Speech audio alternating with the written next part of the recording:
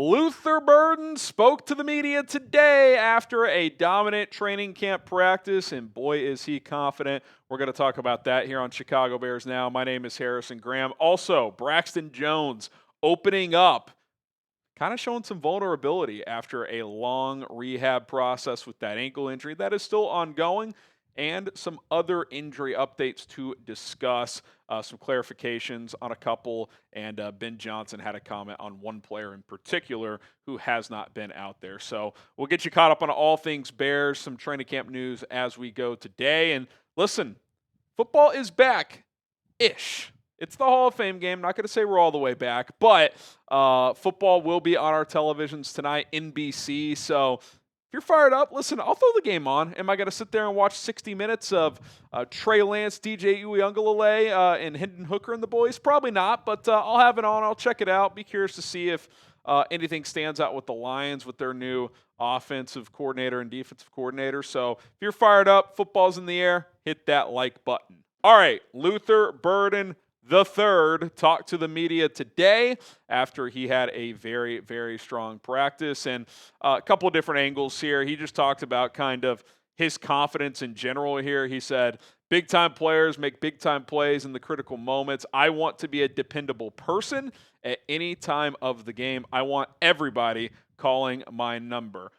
What he's saying there is, I want Ben Johnson calling plays with me in mind. I want Caleb Williams looking my way, but I want them to have me in mind because they can trust me. That's the key, right? Like sometimes, and I think there's a balance with some of these receivers is, listen, these guys have egos, right? And I want my receiver to have some edginess, some ego. Like I want him to think he's the best player on the field, even if that isn't always true. But you got to earn that as well. You got to earn your trust, and that's kind of what he's talking about there. And clearly, and you just listened to his press conference today, he does not lack confidence in himself. He knows he's that dude. Obviously, he's a rookie, so he's got to prove it day in and day out. Last couple of days, he has proven that. Obviously, hopefully we see him keep it up. But this is a talented young man who's got a chance to make an impact right away. He also was asked about the hard coaching, because remember, I think it was on Tuesday, he got kicked out of a drill at one point because he did not line up properly, and he said, I feel like I've got to know my stuff. Ben Johnson holds everybody to a high standard here. It's great for us, great for the team, and that's the standard here.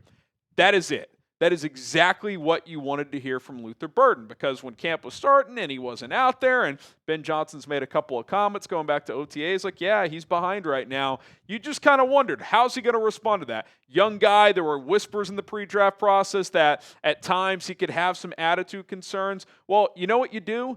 He comes out, he practices, has 2 really good days in a row, including a dominant practice today, and then afterwards he's like, yeah, he kicked me out of a drill. I got to know my stuff. That's the standard here. They're not lowering it. So that's what you want to hear from any player, but especially a young, impressionable player that's, had some whispers around him about whether or not he would respond well to something like this. So I think this is a really positive day for Luther Burden and the Chicago Bears and this fan base of like, hey, I think this guy does have what it takes, not only on the field. We know that. I mean, the talent speaks for itself, but he's got the mental capacity to accept hard coaching, to learn, to improve, and to understand, hey, if I do something wrong, if I do not live up to the standard on any given play, I'm going to get called out for it, and I'm going to do better next time. So that definitely got me excited when I heard Luther say that. Also, could he be in the mix to be this team's punt returner?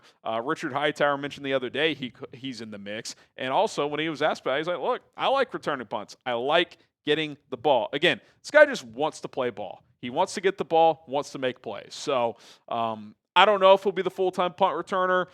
I think Devin Duvernay is still the front runner for that. But what if Devin Duvernay gets beat out by some other receivers, doesn't make the team? Maybe a guy like Luther Burden's in there. Odunze for the second training camp in a row has been getting reps, but he never returned to punt last year. We'll get to him in a second. I don't really want him to be the guy this year. J.P. Richardson, he would have to beat out Duvernay as a receiver and as a punt returner probably to make the team and carry that load. And for him to make the team, he has to prove he can be a good punt returner. But I think he's in the mix. Josh Blackwell's done it before as well. I don't want it to be Rome, because he's going to be your X receiver. He's going to be a big part of the offense. Luther Burden could be as well, but he's a rookie. Rome's in year 2 now. Let Rome be one of your big-time receivers. Focus on the offense. Let's focus on getting him a lot of targets. But if Luther Burden is the best at it and can be dynamic as a punt returner and it gets him 2 or 3 extra touches per game, keeps a guy like that happy too, keeps him engaged, I'm all for that. Now, he's got to prove he can earn it. The one thing in college, because he was a dynamic punt returner, he did I think he dropped a couple too. So, you don't want this to be like a Velus Jones situation. So, something to monitor. I'd give him a couple cracks at it in these preseason games, see if he handles it well. If he doesn't, then maybe take him out of the mix. If he does, maybe he's in there. So, I don't want it to be Rome, but I am open to Luther Burden returning punts. Who do you want being this team's punt returner? Let me know in the comment section below. Maybe it's someone I haven't mentioned. Curious what you guys think. We also heard from Braxton Jones today, as he's obviously had a long offseason rehab, and early on in camp he's slowly progressed, and he's participated in these padded practices, which has been a good sign, but kind of showed some vulnerability when asked about his injury recovery. He said, quote, "This injury's definitely been very tough on me. I've learned a lot about myself to be out there. I'm very grateful. I'm feeling pretty good." And he also kind of acknowledged, yeah, I'm not really all the way back, because he said he's sitting right around 300 pounds right now, typically likes playing between 305 and 310. So that kind of points to his play strength probably isn't quite where it needs to be. And that's already his biggest challenge, right? He's pretty technically sound. He's very athletic if you get him on the move, but his anchor has always been his weakness. So if that's not even at his normal full capacity, then that limits him against certain pass rushers. And look, 300 pounds for a tackle, that's on the lighter end. Even 305, 310, and you're probably entering kind of average range among league offensive tackles. I mean, just for example, Darnell Wright plays at about 330. So, we'll see if he can add that on. But when you have a major ankle injury and you can't do anything, that also means you can't lift weights. So he probably, I would guess at one point in the offseason, he was probably 285, 290, and he's trying to get back up. So we'll see where he ends up in this competition. Obviously, he's been competing with Ozzie Trapillo, the rookie, and second-year player Karan Amagaji, as this has been a 3-man left tackle competition. I do think the pendulum has slightly swung in Ozzie Trapillo's favor here through about 8 training camp practices. Here's what I'll say about Braxton Jones, though. I don't know how this is going to end up. Maybe he's the starter here. Maybe he gets extended here. He was even asked about that, about the thought of being extension eligible and getting that next contract and getting that life-changing money. And he said, while it's been something that's been discussed between himself and his team and his representatives, he can't get ahead of himself right now. He's got to win a job first. He's got to play well first, prove he can stay healthy first. So that's a good mindset. I don't know what's going to happen. I don't know if he's going to start. Whether he starts this year and is here long term, or whether he's a backup this year and is not on the team next year, I'll always appreciate Braxton Jones, because this guy was a 5th-round pick out of Southern Utah and has started 40 games up to this point at left tackle and has more than held his own. Is he ever going to be an All-Pro? No. But on the absolute worst end, he would be the best swing tackle in the league. And I think he's a serviceable left tackle in the NFL. And you can do a lot worse. And the Bears have had a lot worse than Braxton Jones. So we'll see where it ends up. I'm not trying to write his obituary here like it's over. He's still in this competition. I do think Trapillo is the favorite, but I'll always be appreciative regardless of if he's here moving forward, if he's not here long term, because he's gone out there and he's done a pretty good job. Okay, some more injury notes to discuss in a moment, but listen, guys, this cutoff hoodie, it's been selling like crazy. Shout out to you guys who have gotten one. Hell, if you want to get an early Christmas present for someone, your son, your dad, your friend, these are, you can, the ladies out there can wear them too. Chatsports.com/Bears hoodie, $33. It just doesn't get better. They were $55. Link is in the comments and description of this video.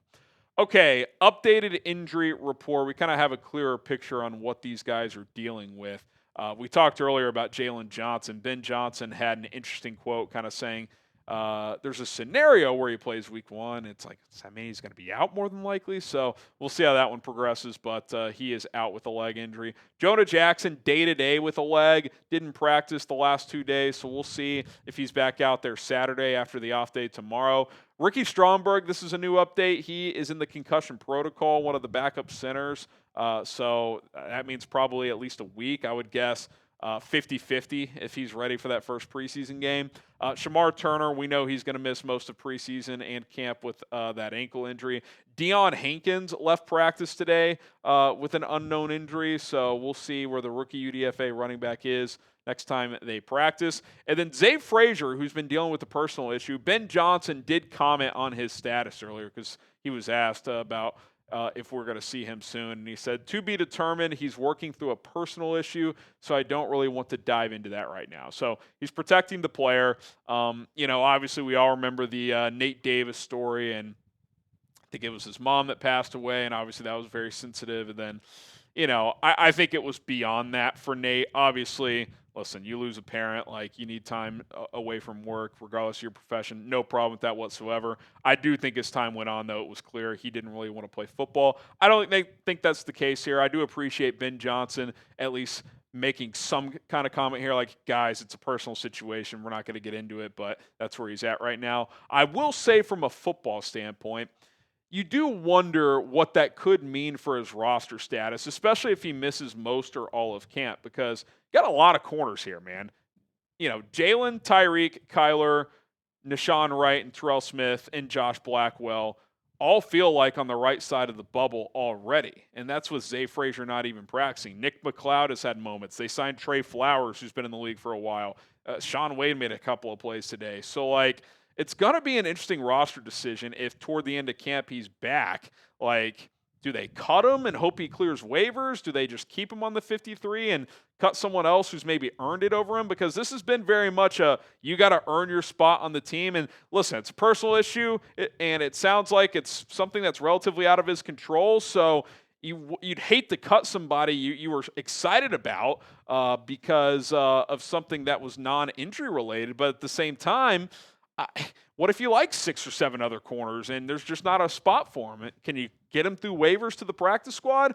I think the more likely scenario is they could put him on the NFI list to start the season before cutdown day, which means he would miss at least 4 games, but it kind of turns into a stash, if that makes sense. So we'll see what they do. We'll see when he's back. But I'm rooting for him because I liked his skill set. I thought it was a sneaky good pick on day 3. I think he fits his scheme well, but let's face it, he's behind at this point, and a lot of these other guys are performing pretty well. All right, guys, that's going to do it for today's training camp news roundup. Hit that subscribe button if you want more Bears content. We are approaching 126,000 subscribers as we get into the month of August. Let's win that July subscriber battle and bear down.